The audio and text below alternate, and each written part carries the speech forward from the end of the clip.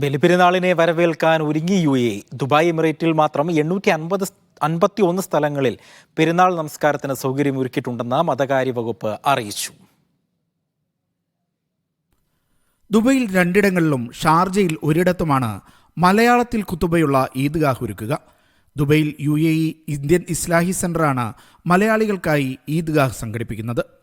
Al Quoz Al Manar സെന്ററിൽ പുലർച്ചെ 5:45 നടക്കുന്ന ഈദ് നമസ്കാരത്തിന് മൗലവി മൻസൂർ മദീനി നേതൃത്വം നൽകും. ഹിസൈസിലെ ടാർജറ്റ് ഫുട്ബോൾ ഗ്രൗണ്ടിൽ സംഘടിപ്പിക്കുന്ന ഈദ്ഗാഹിന് മൗലവി ഹുസൈൻ കക്കാട് നേതൃത്വം നൽകും.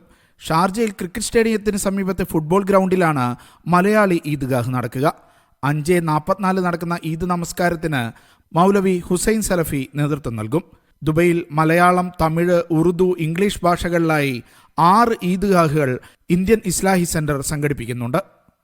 Media 1 Dubai.